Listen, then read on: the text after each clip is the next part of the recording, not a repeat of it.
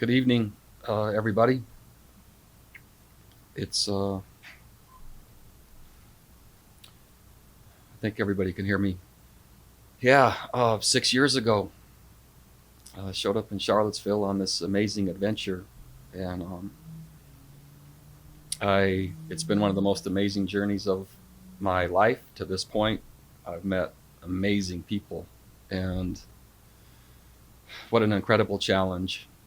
Um, Been at an iconic university, completely different part of the country, traveling in a pack with my dearest friends and their families, developing and shaping and grooming lives and helping a program. As Jim comes off the field almost after every game, it's the first time since or the first time ever. And so lots of growth and experiences and things that have been imprinted on my soul. I've had the chance to work with what I believe is the very best athletic director on the planet, and Carla has become a dear friend, trusted confidant, and just exceptional leader that I'm so thankful for. Um, I've been a head coach for 17 years in a row. I was an assistant 11 before then, and I was a graduate assistant 2 years before then, and that's 31 years straight of football. Somebody's not muted. And so it's 31 years of straight football, and my wife and I will have been married 25 years in March. All we've known together is the rhythm of a football season. It's all my kids have known. And this January, all three will be gone. And Holly and I are empty nesters. And all they've known is the rhythm and cycle of football. And we know what that looks like really, really well. And I would love to say there's been this buildup and a long amount of epiphanies and thought, but clearly this week, there was a sense of clarity to me that I needed to step back from college football and reassess, renew, reframe, and reinvent with my wife as a partner our future and the next chapter of our lives. I was requested to stay by our athletic director. I was requested to stay by our president. It's my decision only, and Holly, my wife's a little stunned and shocked too, still. But I believe a renewal and a pause and a reframing and a reinventing and a reconnecting is necessary to then become the very best person I can be moving forward. And as you know, my passion and my wife's passion, we love to teach and inspire and build people, young people especially. And I know what that takes. And I'm looking forward to, again, the chance to renew and reflect and reinvent and re-become, and then re-enter someplace at some time on rocket fuel to become even a better version of maybe who I currently am. As I consider my boys, I'll be the proud parent of two, off serving on missions, knocking on doors and doing good and trying as hard as they can to help other people. Another in college, and here Holly and I now will be together alone for the first time in 23 years. Neither one of us know what that's going to look like either. We're anxious to find out, and none of this I'm viewing as permanent. This is just a chance to re-become, and like on any summit, you don't do it all at one time, right? There are times you need to pause and refuel and hook the oxygen tank back up and, man, I don't know, unthaw the freeze-dried food and, recharge the butane tank. And so unless you like eating cold freeze-dried food, if you've ever camped doing that, it's not very good. I love love my team. I just met with them, and I'm so hopeful to be able to have us perform well and be together and have another bowl victory for this class and this team to culminate this for them. And the reason the announcement now is to allow it to then be about our team moving forward as much as possible. One more thing, there is a bit of heaven that Holly and I have carved out. We call it the HB3, which would be our brand, Holly, Bronco, and 3 boys. And this has been way more than football to our family, our little tribe of 5, and that sanctuary and that place we live on has been transformative for all of us in our lives, as well as the city of Charlottesville and UVA. And again, back to Carla as the world's best AD. Holly said it's clearly because she's a woman, is why she has superpowers. So, and I think I believe her. And I believe that college football needs great people, and I think it needs grown-ups, and I think it needs a sense of balance and wisdom, and I think it needs a focus on the development of people as young people, regardless of whether they're a great player or not. And so I'm not taking my decision lightly as I try to do those things and have tried. And again, the next journey will be uncovered as we go. And hard to uncover it if there's not a pause and contemplation and reflection. And so that's what I'm choosing to do. So with that, I'll be glad to take questions.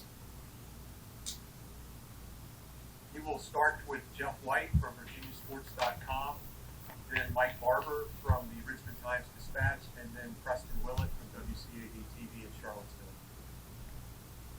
Bronco, did the way the final month of the season went for the team have any impact on this decision, and how much of a toll did that take on you, mentally and maybe physically as well?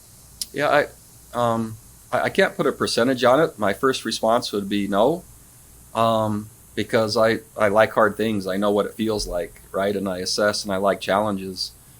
And really, there was enough separation, Jeff, from that time period. In the coach's life, things turn over fast. And so the clarity of this was really finalized yesterday in my mind. Man, in a coach's world, that's almost an eternity from whenever the last game was. So this is a personal, and somebody needs to mute. So this is a personal and just like bigger picture. That's how I think decision. And any other data point, it's hard for me to even remember, to your question, who we played the week before the last game and who we played before that. That's just how coaches are dialed because it happens so fast. So I don't see a correlation there. And I would tell you if I did, it just doesn't, I don't sense that.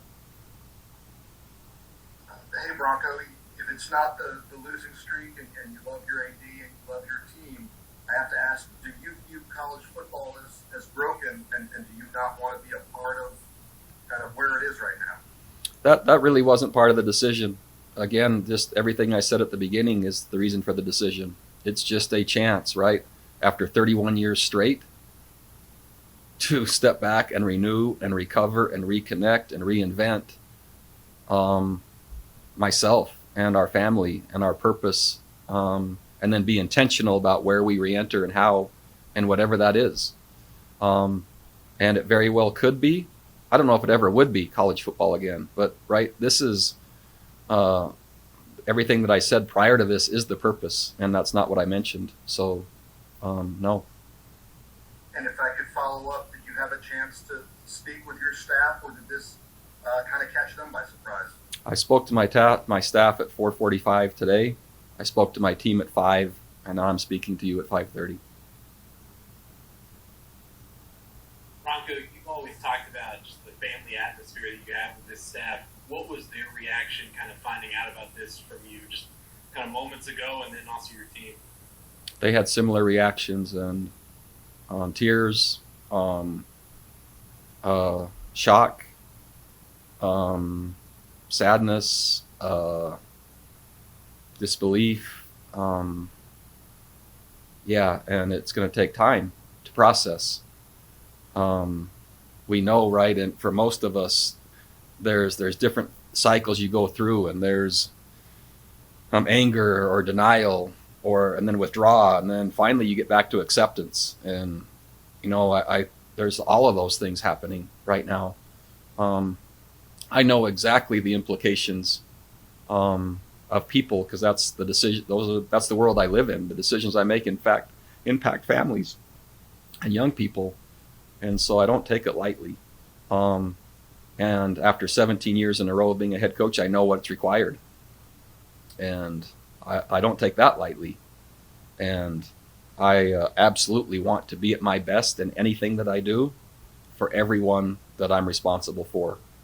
But most importantly, my partner, Holly, who is, that's 25 years straight, 17 of which I've been a head coach. And man, I don't know if anyone, well, none of you know what that could be like, and I don't know. But what I do know is I want to spend a lot of time with her together, reconsidering what next thing we're going to do together. And that would be my first priority, is what are we going to do together, and what's next for us before we take on anything else.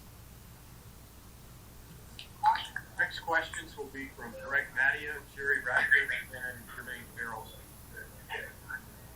Yeah, Bronco, I'm curious with the way you built the program and things you've achieved.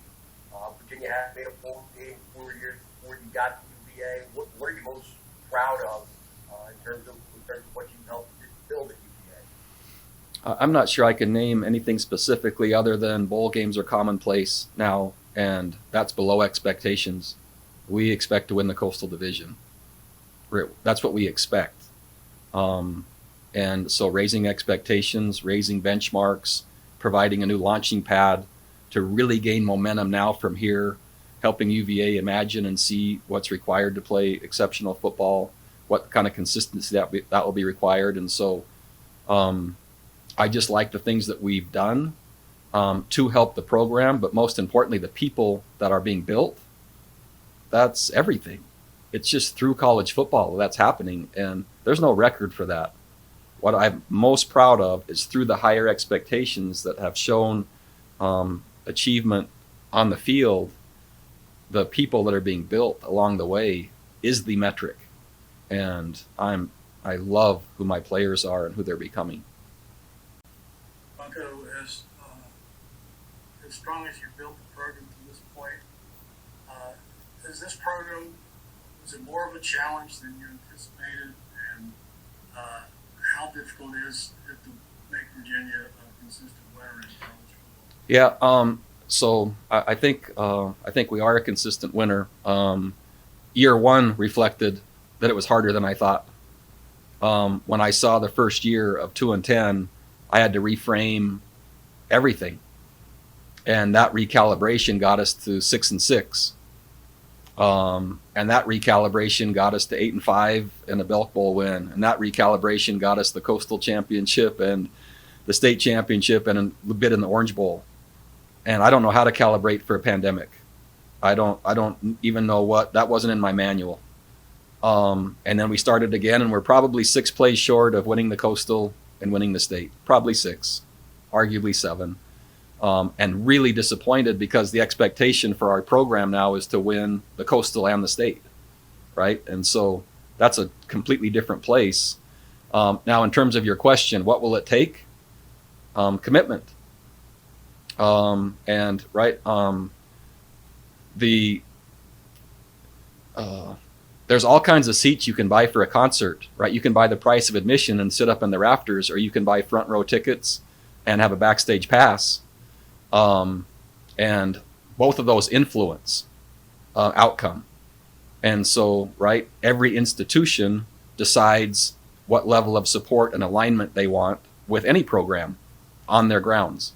And so really it will just come down to decision making and relocation or reallocation of resources, but also leadership selection, right? And I'm responsible for everything that happened in the program, and independent of anything else, right? The record is mine, and I own all of that, and I love it. And I love my team. And there's certainly things we can do better and could have done better. But my hope is that the past 6 years has shown specifically and decisively what the next steps are needed to be to launch us even farther forward than we are. And that's what I hope for the players, the fans, this institution, our athletic director, and everyone else, is what I hope. Coach, is there an accomplishment or accomplishments that you can take pride in from your time here at UVA? Lots and lots and lots. And I would say too numerous, and maybe the ones that I will say, won't show up on the score. But we just had a player get an amazing job after tremendous struggles. And he played so well. That's not the struggles I'm talking about. I'm talking just internally and becoming, and the challenges in college and the rigor and managing family life and different things. He just got an amazing job. And wow, did I feel good yesterday when I got that text. Maybe equivalent to, the Belk Bowl win. Maybe equivalent to, I don't know, any win that you want to say. There's been fans that have rushed the field here. It felt like that, except maybe even better. And wow, was that so rewarding to see what he just accomplished. Thank you so much, sir, and good luck in your future. Thank you. Next, we'll go to Andrea Adelson, David Teal, and David Hale. Uncle, when did you really first start thinking about this, and how much did you wrestle with this decision? And then the third part of that is, did you surprise yourself with how you ended up with the decision? Yeah, I've been in process. Today is Wednesday or Thursday? Today's Thursday, right? Sunday through Thursday. First prompting Sunday, then contemplation and a few action steps in a different direction. And man, did that not feel good. And then returning to the first thought yesterday afternoon. So short term, but impactful. And that's right after 31 years. That's a pretty short window. But I know myself, and I know what that means. And man, does that take courage then to act on that, especially in a setting like this. But this is a choice in time to reframe what I'm hoping is a more beautiful and even more impactful way to help other people after this. I don't know what that's going to be yet, but that's what I hope it is. How did you deliver this news to the team, knowing that they probably all would be completely surprised by what you had to say? I don't really know how to answer it. Every year I redefine my purpose, and I have a purpose statement, and I put that on the screen, and I read that and showed it, and they see that it aligns. And I think every choice is governed by a principle, and every principle is governed by a belief. And so, and they've seen this before, so I reframe my beliefs and the principles that govern it, and then showed how this choice reflects that. And that's the framework I started from. And hard to talk and be emotional at the same time in front of people that you love. But I wanted them to understand that's nothing they did, right? I love them. And trying to then say, okay, how can I add more impact to the world? Maybe after a refresh, right? A recalibration. And it's not sustainable like this pace as a college football coach and as a head coach for that many years. And if you really, really want to do it right, not just winning, but if you really want amazing academics, if you want to really build great people, right? If you really want amazing character, if you really want to teach values, if you really want service to happen, that's harder rather than easier. And I want all of that.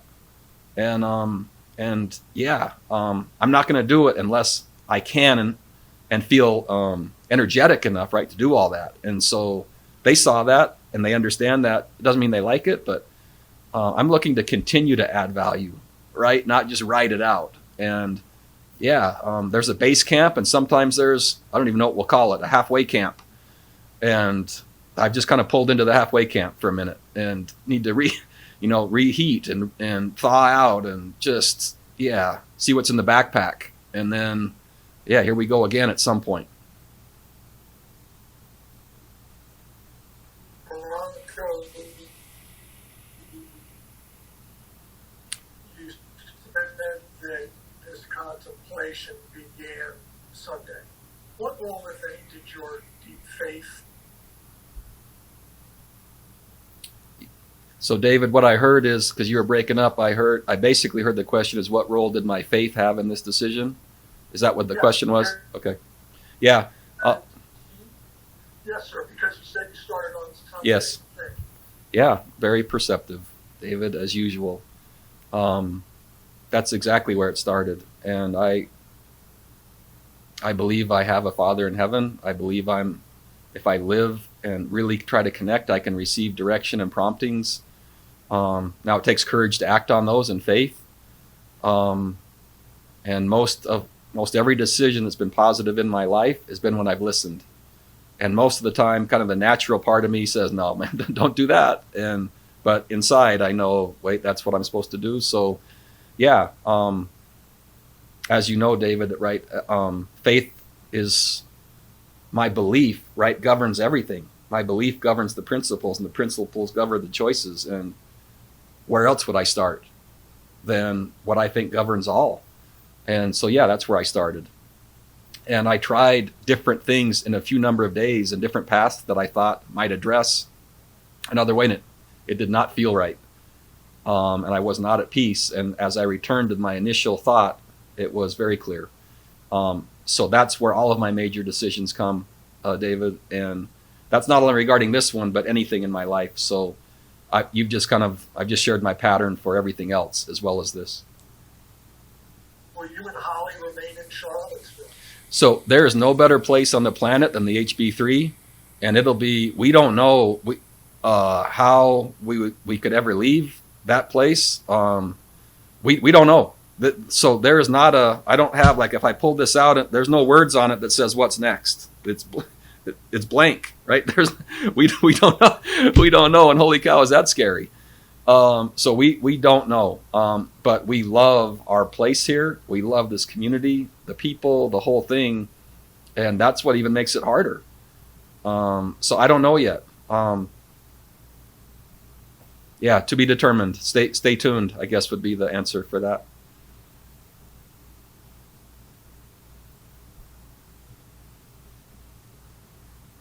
Bronco, you and I have talked at various points about just the sheer dizzyingness of the last couple of years, from COVID to the amount that the college football landscape has changed with legal stuff, Supreme Court, to NIL, to one-time transfers, and all of that. I'm curious if this had felt like the last 2 years was more in conjunction with the previous 30 plus of your career.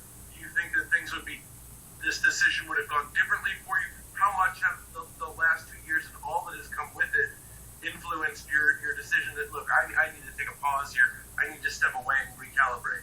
I think certainly both have influenced. I don't know how to. I don't know a strategy for coaching football in a pandemic and having renewal at the same time. I don't know that plan. I kind of tried to invent it as we went. And the national landscape in college football right now, I don't have a plan for that yet. I don't think anyone does, because it's emerging so fast. This week alone, I was sharing with my staff. I wish I had my phone with me. And you guys probably already know this because you keep track. But at last count, there was, let's see here, hold on just a second. I'm going to try to add some statistics to this. Earlier today, over the last 4 days, 263 new players in the portal. So there are other issues as well. That just means the direction is changing. That doesn't mean that's why I chose this, but there are new things coming and happening. And man, you better be really clear and really sharp and really ready for whatever those are, and aligned with it to continue. And if you're not certain you're aligned, then you might want to pause just for a second and reconsider. And if I am going to do this, I know exactly what this new thing is. And yeah, then we're going to go. So the last 2 years especially, but to say that discounts the previous 29 or the other 15 as head coach, there's a cumulative effect, so I don't know what proportion or percentage to put on that. Can you obviously said that Sunday was the first day that it sort of clicked in your head, but I mean, I assume that a big decision like this doesn't just instantaneously happen. Was there a moment that you, or something that really jumped out of your head and said, like, you know what, I need to consider this, I need to rethink this? Like, what was the time when you said, like, all right, this is a big decision, but it's one I need to consider? Yeah, there really wasn't a thing. It was just an inquiry on a Sunday at the end of the season as to what is next and how best to help my players and this program and our future, Holly and I and my boys, right? What's next? And I like direction. I like contemplation, right? I like doing things intentionally. And so, by the way, this isn't a one Sunday thing, right? This is an every Sunday thing and a nightly thing and a morning thing, right? So I just have a little more time on Sundays because we don't work on Sundays here. Go to Damon Dillman, Hank Kurz, and Gene Wong. The hands just keep coming. This is like the world record. Bronco, I'm going to apologize if you touched on this at the very beginning. My Wi-Fi cut out for about 30 seconds or so, but how hard was this decision as it pertains to your staff, and especially the guys who made the trip from BYU across the country to do this with you? Yeah, it's there's no way to say what that is. These are my closest friends, and this is now their wives and kids who all came. And I'm responsible for all of them. And I love all of them. And we were very close before we took this journey. This is now inseparable and galvanized and welded to where you can't break it. And I just did. In terms of now the paths become different. My hope, the way each person goes, like how they do it, is the same. Where they do it, that's on me. And you had said you hadn't hinted to any of them prior to breaking the news to them about an hour ago.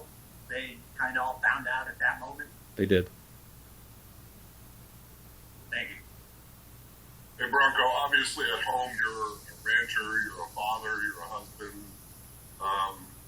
But in the broader picture of the world, as you said, for 31 years you've been a football coach. That's kind of your identity in the world.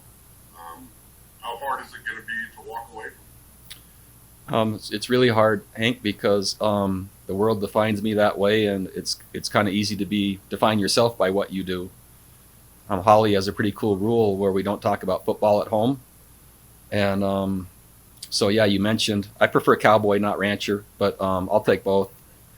But I love husband, I love father, I love disciple, I love learner, I love just being a good human being, right? I love just so many other things, and I try to manifest that and demonstrate it through football, right? That's what I try to do. And I actually consider myself more a teacher than a coach. And I think there's a difference. And in your mind... So to your question, I don't know how I'm going to do it. I'd love to say I have a plan. I don't know how. I should have just said that to begin. I don't know how yet. Well, that's kind of my next question is, as you're probably trembling somewhat and really shaken by having done this and, maybe feeling like you've let people down or whatever. Obviously, this is about you more than anything. In your mind, when you shift from, oh my goodness, I can't believe I did that, to, oh my goodness, this is so exciting that I'm going to do next. How do you see that playing out? Yeah, I think a couple of things. It's never entered my mind that I've let anybody down. But what has entered my mind, you mentioned trembling. because I don't know what's next. But already, if I didn't think the decision was necessary to become and add more value, then I wouldn't have done it. Right? So this isn't to break and pause and then become irrelevant. This is actually to break and pause to then become hopefully more impactful and helping and developing and teaching and serving others is what I'm hopeful, right? And so I'm excited about that. What is it going to look like? I don't know, but I'm already there. There's no remorse. There's emotion. And again, after this call, right, I'm going to go back to seeing who we play in this next game and try to help this team and this institution and this program have success and have a lasting impact on these kids. And then I'll be able to maybe think about it. I'm addressing it now, but yeah, I haven't given it. I would love to say I didn't decide until I had a plan. I don't have a plan. How did your kids react? Were they like, dude, you waited until we left the house and thought you were going to be around all the time? Ironic, but they basically said, we like this version of you better. So I guess I'm different already somehow.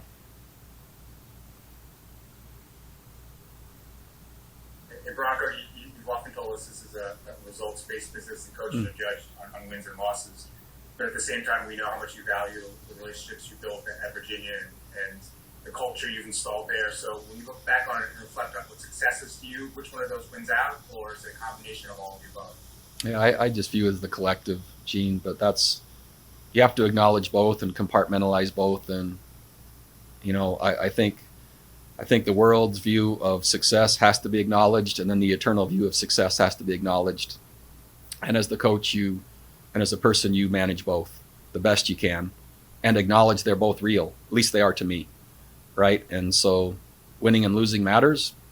Absolutely. Developing people. Wow. I love that part. And when ultimately you say what's added the most value, man, I hope I've hit and addressed all that with the same vigor and attention as the winning and losing. And as far as the impact on recruiting and commitments and the like, have you had a chance to, or you plan to reach out to some of those folks and kind of tell them what's going on and what's kind of the plan as far as that goes? I don't have a plan that way. That'll be coordinated with our athletic director and et cetera, right? This is one step at a time. And I've tried to work sequentially through those that I work with, which are my coaches, right? Those that I care about so deeply, and my players. And in the team meeting where all the support staff members were there as well, and our football family. I'm now sharing it with you. And so, I'm kind of working from the inside out as best I can. Go back to Jeff White and then Mike Barber. Bronco, did you ever see yourself as someone who would coach into his 60s, mid-60s, late 60s, or did you always think that probably this day would come sooner rather than later? I think it's more of the second, Jeff. I remember saying along the way that I would like the end of my life to be add so much value that people forgot I was a football coach. And they'd have to go back and look it up. Oh, wait, that guy, he coached football at some point. I've tried to add that value at the same time through football. But I would love for the next part to be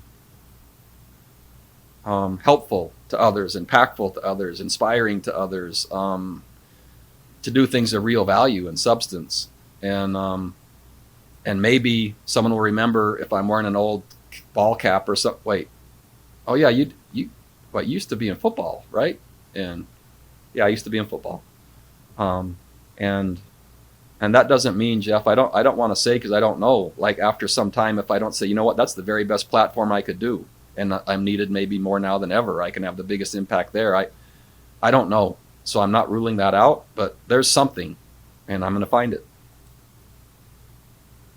Bronco, you've talked about some of the things you're proud of in this program and the accomplishments and maybe the direction of what you've built. Do you have any input or any opinion on what should happen next in the head coaching position? And would you like to see your staff given the opportunity to continue what you've built?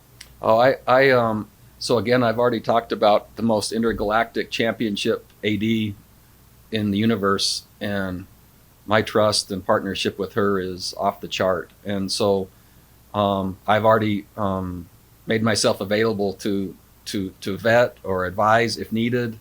We're so aligned. We visited today about all the things the next head coach should have here, and I couldn't have written it any better. It was just like, we see it exactly the same way, and there is now still more here at UVA to go and do and become.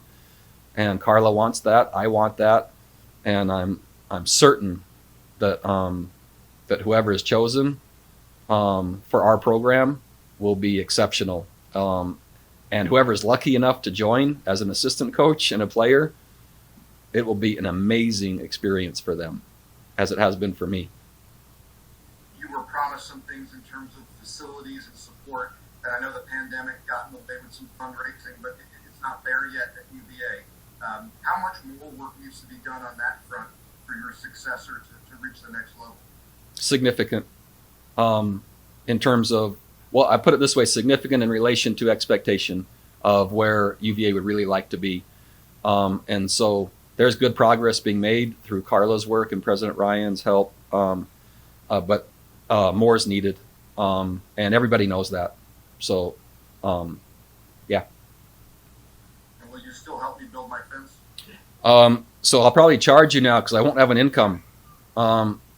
So I need to look at what the rates are for a good fence builder, and then I'll get back to you. Thank you. Bronco, I don't need any handiwork, but just for you over the next couple of weeks, what is this going to be like preparing this team for a bowl game now, and how does that change in your mind? It doesn't. It becomes back to normal because that's a normal thing I do as a coach, right? It's, and that might be too much to ask, but kids are resilient, and coaches are resilient. And so once the routine starts again, whenever we start that in preparations, we'll find out what game we play in. We'll count back number of days to practices. We'll know how many days we need to lift and run. And that routine is our bodies, almost like when you drive to work, you probably go the same direction and you don't have to think about it much, right? You just kind of move right to that spot and you get going. And there's security and comfort in that. And so I think that for most of us is what makes it so hard is it's new. It's a new road. It's a new path. I don't know this place.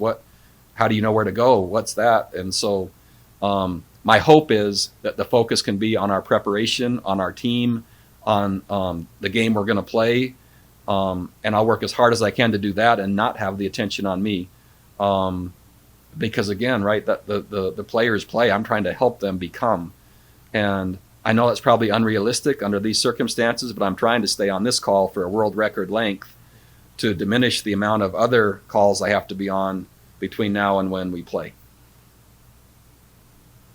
With that said, we'll take our last two questions from Greg Media and Dean have been on more press conferences than anybody else around here, Jerry Ratcliffe. Yeah, I'm just curious, how will you handle, I guess, the recruiting aspect of it over the next couple of weeks? There's early signing day before the bowl game. Will you still be involved in that and talking to recruits? How will that work? Uncertain at this point. What I do know is anyone that chooses UVA has made the best decision of their life to become an amazing person. The educational part, the community part, the relationship part, and the football part. I think it's too much to say it's not influenced by the head coach, but we already know Carla. We already know the principal. She's going to pick someone on, and you're going to have another amazing UVA head coach of any sport, right? And I don't think there's any risk. Only benefit. Bronco, other than the master plan and the new football home that this program desperately needs, what else would you recommend that the program needs going forward for your successor? Yeah, I think it's a great question, Jerry, but I really think I would love for we to find the right venue and let Carla answer that and stay on that point until everybody's tired and just let her describe that. And I think, because I don't think it will sound right, and I don't think it's appropriate for me because I'm grateful, right? I'm so thankful to be here and the experience I've had. Now, I don't in any way, shape, or form want any of you to frame this like if he had this, right? That's not what I'm saying. And so I think that ought to come from Carla. And man, that would be hard for me if I saw anything that came out like that, because right? That's not what I'm saying. And so I think really for Carla moving forward, that would be the way to hit that. You bet.